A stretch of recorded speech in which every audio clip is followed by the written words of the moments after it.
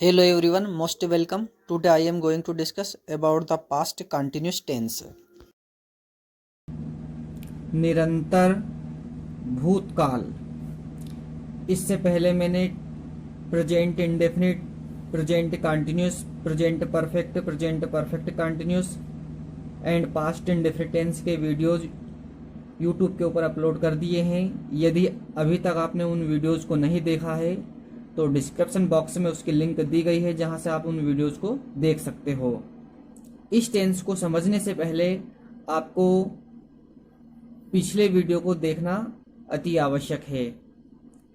यदि आप उन वीडियो को नहीं देखोगे तो यह टेंस हो सकता है आपको अच्छे से समझ में ना आए। तो आइए हम समय बर्बाद ना करते हुए आगे बढ़ते हैं। हमारा यह छठा टेंस है, पास्ट कंटिन्यूस टेंस। किसी भी टेंस को सीखने के लिए हमें तीन चीज़ों की ज़रूरत पड़ेगी। हर एक टेंस की अपनी एक पहचान होती है, हर एक टेंस की अपनी एक हेल्पिंग वर्ब होती है,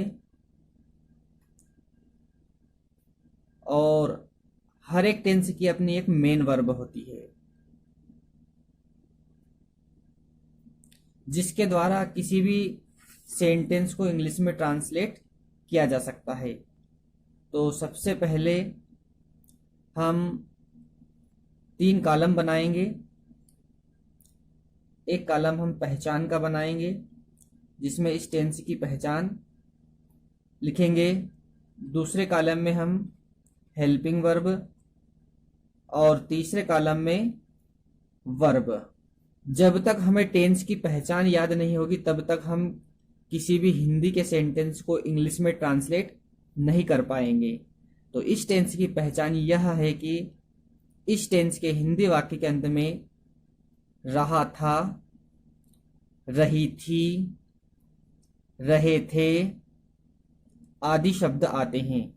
जैसे एग्जाम्पल के लिए वह जा रहा था, वह जा रही थी, वे जा रहे थे, मैं पढ़ रहा था, वह लिख रही थी, वे गा रहे थे। इस टाइप के अगर वाक्य आते हैं तो समझ लीजिए कि वे वाक्य पास्ट कंटिन्यूस टेंस के हैं।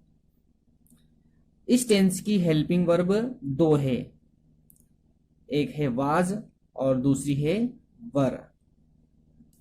वाज और वर। वाज का प्रयोग सिंगुलर नंबर के साथ होता है, सिंगुलर नंबर, और वर का प्रयोग प्लूरल नंबर के साथ किया जाता है। अब सिंगुलर नंबर और प्लूरल नंबर क्या होते हैं? सिंगुलर नंबर होता है एक तो ही, दूसरा होता है सी, तीसरा होता है आई, और इट या फिर किसी का नेम।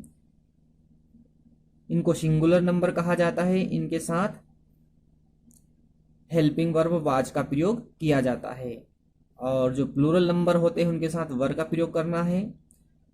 प्लूरल नंबर कौन कौन से सब्जेक्ट होते हैं? एक तो होता है दे, यू और वी। ये तीनों जो सब्जेक्ट होते हैं ये प्लूरल नंबर होते हैं। इनके साथ हमें हेल्पिंग वर्ब वर का प्रयोग करना है। अब अगर मान लो हम मेन वर्ब की बात करें तो इस टेंस में वर्ब की फर्स्ट फॉर्म में आईएनजी का प्रयोग किया जाता है। यदि ये तीनों चीजें हमें याद है, टेंस की पहचान, टेंस की हेल्पिंग वर्ब और मेन वर्ब, तो हम हिंदी के सेंटेंस को इंग्लिश में बड़े आसानी से ट्रांसलेट कर सकते हैं।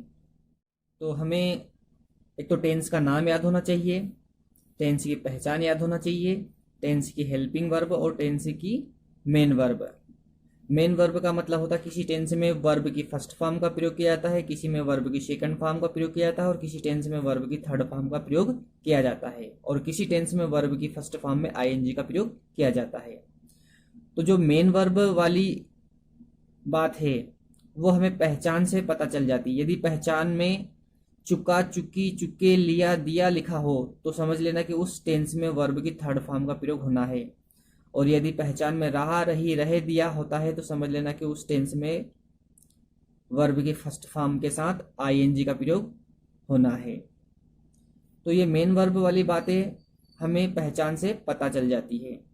तो इस टेंस में रहा, रही, रहे आ रहा है, इसलिए इसमें वर्ब की फर्स्ट फॉर्म में हम आईएनजी का प्रयोग करेंगे। अब देखिए वाक्य की अंग्रेजी हम कैसे बनाएंगे।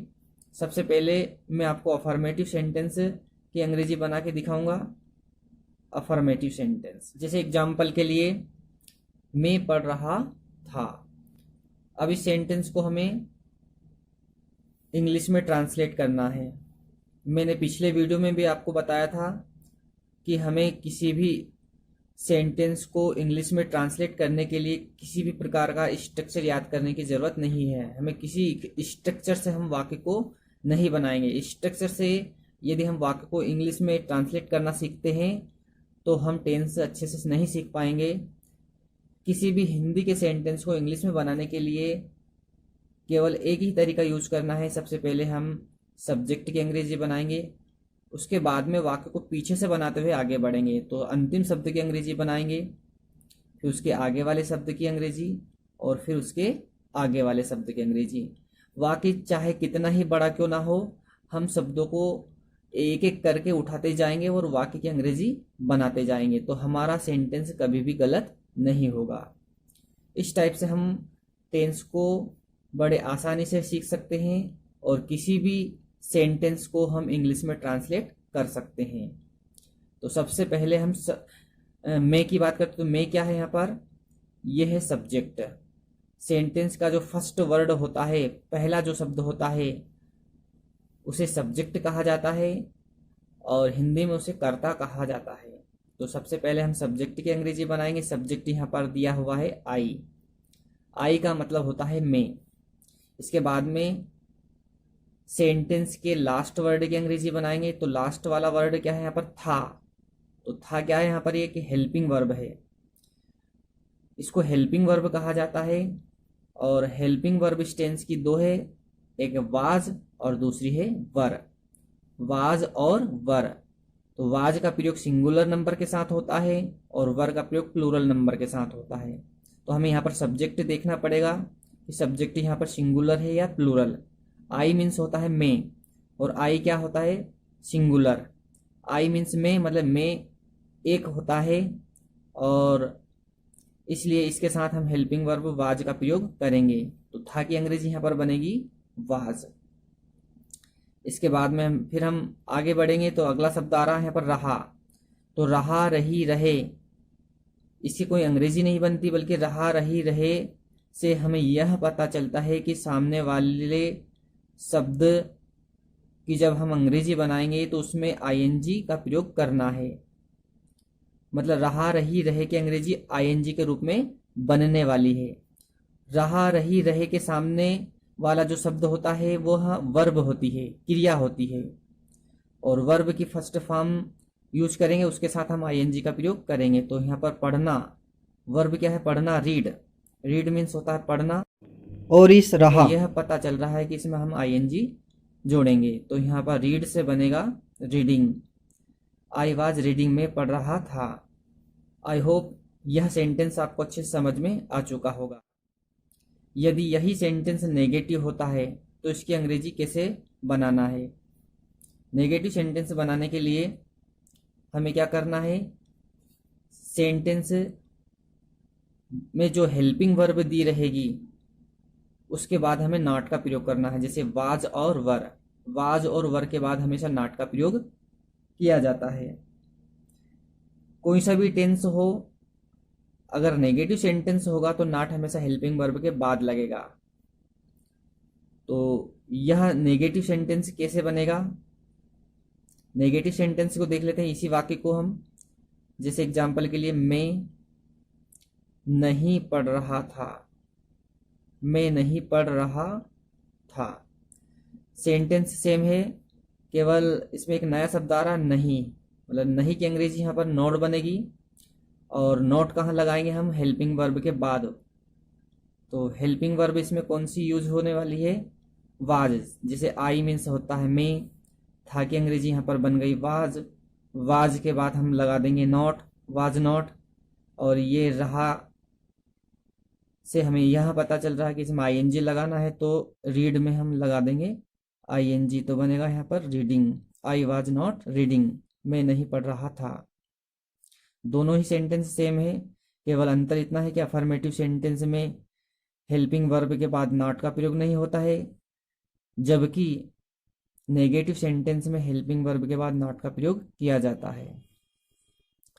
अब मैं आपको इंट्रोगेटिव सेंटेंस बताऊंगा कि इंट्रोगेटिव सेंटेंस की अंग्रेजी कैसे बनाना है। इसी सेंटेंस को मैं इंट्रोगेटिव बना के दिखाता हूं। एग्जाम्पल के लिए, क्या मैं पढ़ रहा था। इंट्रोगेटिव जो सेंटेंस होते हैं उसमें क्वेश्चन मार्क का प्रयोग किया जाता है। इंट्रोगेटिव सेंटेंस में क्वेश्चन वर्ड आते हैं, जैसे क्या, क्यों, कब, कहाँ, कौन, किसको, कितना, इस टाइप के वर्ड आते हैं। तो यहाँ पर क्या की अंग्रेजी वाट। वाट मीन्स क्या होता है, लेकिन वाक्य के प्रारंभ में अगर क्या लिखा हो तो वाट का प्रयोग नहीं होता है। यदि यही क्या सेंटेंस के बीच में अगर आता है तो वाट का प्रयोग होता है। जैसे एग्जाम्पल के लिए, यदि ये सेंटेंस ऐसा लिखा होता, मैं क्या पढ़ रहा था। अब देखिए दोनों सेंटेंस में क्या अंतर है। इसमें क्या सेंटेंस के प्रारंभ में लिखा हुआ है और इसमें क्या सेंटेंस के बीच में लिखा हुआ है। तो इस सेंटेंस में हम वाट लगाएंगे और इस सेंटेंस में हम वाट नहीं लगाएंगे। बाकी दोनों सेंटेंस को बनाने का तरीका सेम है। सबसे पहले हम सब्जेक्ट की अंग्रेजी बनाएंगे, फिर हम वाक्य को पीछे से बनाते हुए आगे बढ़ेंगे। तो अंतिम शब्द है था, मतलब ये हेल्पिंग वर्ब है। अब इस क्या से हमें यह पता चल रहा है कि जो ये हेल्पिंग वर्ब है इसका प्रयोग हमें सब्जेक्ट के आगे करना है, तो हम वाज का प्रयोग सब्जेक्ट के आगे करेंगे। अब रहा से आईएनजी का पता चल रहा है, वर्ब के फर्स्ट फॉर्म में आईएनजी लगाएंगे। तो यहाँ पर रीड वर्ब की फर्स्ट फॉर्म है और इसमें हम आईएनजी लगाएंगे और ये लास्ट में क्वेश्चन मार्क लगाएंगे। वाज आई रीडिंग, क्या मैं पढ़ रहा था। अब इस सेंटेंस को देख लीजिए, यह सेंटेंस कैसे बनेगा।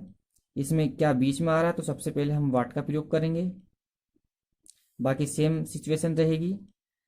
आई मीन्स में, आई से पहले हेल्पिंग वर्ब का प्रयोग करना, जैसा कि इसमें हमने करा था। क्योंकि यह सेंटेंस भी इंट्रोगेटिव है और ये वाला सेंटेंस भी इंट्रोगेटिव है, दोनों ही सेंटेंस इंट्रोगेटिव है। इसमें वाट का प्रयोग हो रहा है, इसमें वाट का प्रयोग नहीं हो रहा है।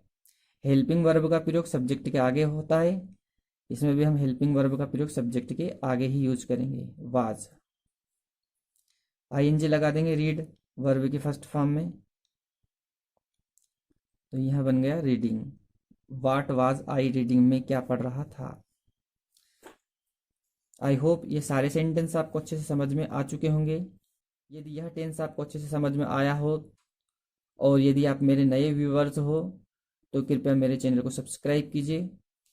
और यदि आप पेरेंट्स हो तो आप अपने बच्चे को इस वीडियो को देखने के लिए सजेशन दीजिए। और यदि आप स्टूडेंट हैं तो यह वीडियो आप अपने फ्रेंड्स को शेयर कीजिए।